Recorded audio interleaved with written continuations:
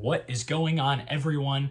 I'm Tyler, and this is another mock draft, another 7-round team mock draft. And today we have the Tennessee Titans, and this is a team that we really don't know the direction. You know, a lot of people thought the Ryan Tannehill, Derrick Henry era that you guys kind of had, which you had a lot of success, might be coming to an end, but you haven't really moved on from those guys yet, and all the indicators are that you're not going to. So I went out of my way to try to maximize this window while also getting players that I think could fit you in, upcoming years. So starting off at number 11, I took one of the best offensive linemen in the class. It's Peter Skoronski. He's physical. He's good in pass protection. He's really probably the best technical lineman in this class. People just get concerned about the arm length, and I understand that, but hey, I think he's a really good football player. Probably shouldn't be here in the first place, so I'm going to go take him.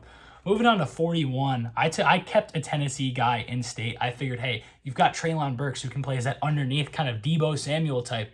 But let's go out and get you a deep threat. Somebody who can just absolutely fly, because those are the guys that operate well with Ryan Tannehill. He likes taking those shots. And this guy honestly reminds me a lot of Kenny Stills, who Ryan Tannehill played with in Miami. And it's Jalen Hyatt, somebody who was just an absolute burner. And a lot of people are concerned, can he become a complete receiver? Well, if he's alongside Treylon Burks and you go out and you get one more weapon, maybe he doesn't have to be a complete receiver. Maybe he can just be one of the best deep threats in the NFL.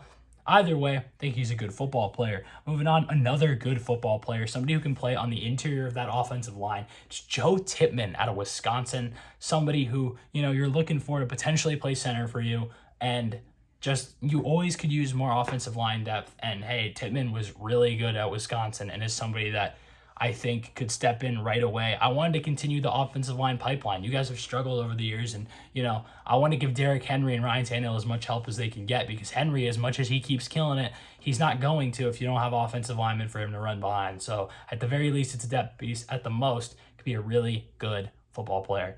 Moving on, a player who I really liked and got to speak to in Mobile, Alabama at the Senior Bowl, it's Jake Haener. The dude had full control over his offense and dominated. I know he's smaller, he's older, and that's the things that people don't like about him, but he's mentally extremely far along, strong player, and somebody who I think could be a real contributor for you. And after picking Jake Haener, I figured, hey, the Titans could use some more edge depth, and so can any team in the league. If you've watched any of the mock drafts that I've put out recently, you know that just about every team in the league could use another edge. I mean, it's the most plentiful position that you need in the NFL, pretty much, especially one that isn't a skill position.